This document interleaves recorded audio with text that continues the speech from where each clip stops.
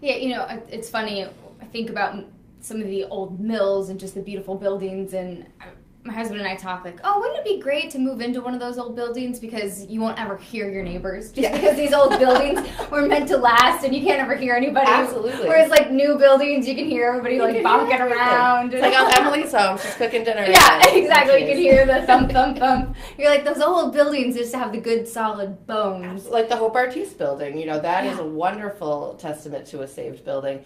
And, just so they're hardy. They're good buildings. And then when you talk about, and I actually hadn't thought about it, tearing the buildings down could be destructive to the environment. Mm-hmm. So that's a whole nother way to think about preservation, is you want to keep these buildings around for environmental reasons. Absolutely. And you touched a little bit about the now I can't even think of the correct name for it, but the Superman building. Yes, the Industrial Trust. Industrial Trust. I had it in my notes, but I couldn't think of the official name for it. But that's been on the list for a while, and you guys are working on that. Yeah, it's a big, big building, so it's a lot to take on. The current owner, I hear, is not opposed to some new ideas. It's really about getting people together. One of the main focuses that PPS is paying attention to right now is what's happening with the 610 connector area. Yes. And how that's going to affect multiple neighborhoods, either for a positive or negative. And so they're really trying to facilitate conversations and discussions with some really great minds to figure out what is going to be the best redesign for that area and for the future generations to come. So I'd say that right now is the biggest push that they're focusing on. And really working with that on some buildings over in that area and how that can work, right? Mm-hmm. On some of those, one being the armory over there, right? Yeah, the Cranston Street Armory. That is something beautiful. It's gorgeous, and the West Broadway Neighborhood Association and PPS work together to try to figure out ways to bring that building back to life. It would be a very dark day in Providence if we lost that.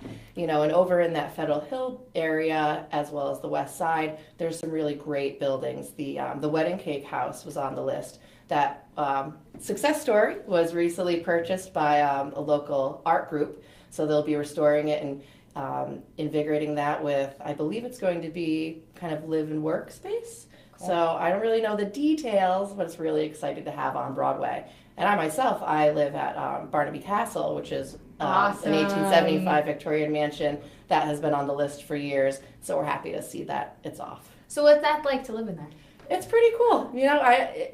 It's awesome. Like so many people, I've lived here for many, many years and always dreamed about what it's like. You romanticize it. So it's a true dream come true to be able to be part of it and also part of the creation of it and revitalization of it. So, preservation and restoration is everywhere, and we're all responsible for it. So I think what's great about the Bash is it's an opportunity to expand our horizons and bring people into the awareness of preservation that might think, oh, it's just a bunch of stuffy old people, like that's no fun, I don't want to do that. But really it is up to move forward. And you think of all of the small new popping up businesses that are here, y'all are in historic buildings. So it really does affect all of us.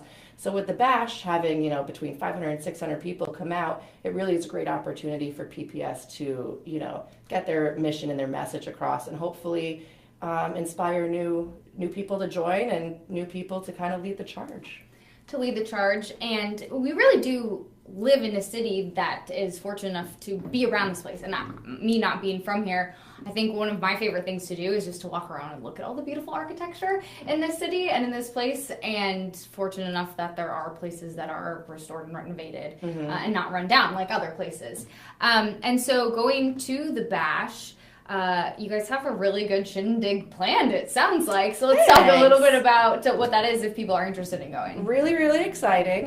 So it's this Saturday, February 25th. It's at 47 Rathbone Street. So it's down in the Valley neighborhood, over kind of by the Steel Yard, all those good buildings. And it's in one of only 2 surviving farmer market style buildings in the city. So it's really exciting. And it's never, ever, ever had anything like this in there before.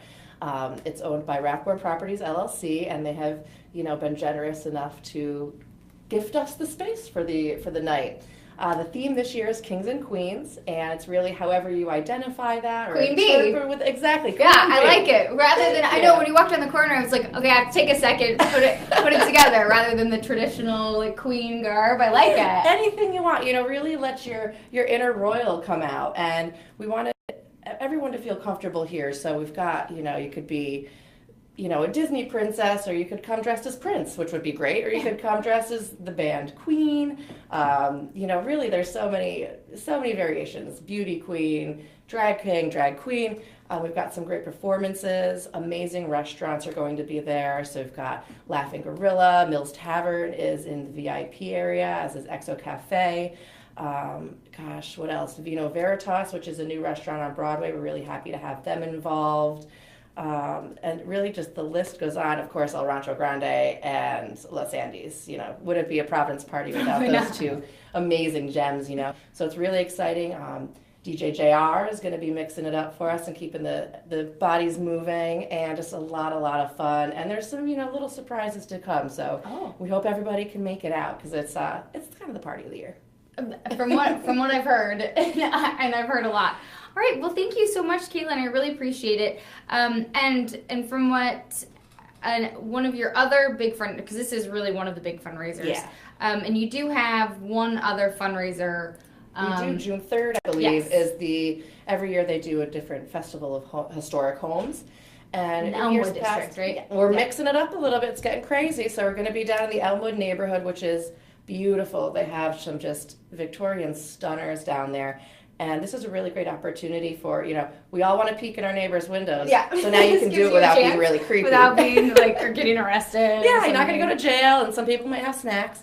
So really, the neighborhood gets involved and opens up their doors and lets the community in, and it's really, really great day. That's neat. Yeah. All right. Well, Caitlin, thank you so much. Thank you. Providence Preservation Society. If you want more information, you can check out their website. And the bash is this weekend. Still have tickets available? Still have tickets. Right now it's going to be $50 in advance, $60 at the door, $40 for PPS members, and the best value is the VIP ticket at $100. Gets you in everywhere, gets you some delectable additional treats and bottomless bubbles and a revival beer tasting. So it's the way to go. All right, well, we have to take a picture because you have the best outfit on. That way we can put it on Facebook. You look lovely. Thank you so much. I really appreciate it. Awesome. Thank you so much for coming. See you Saturday. I would love to. Thank you so much.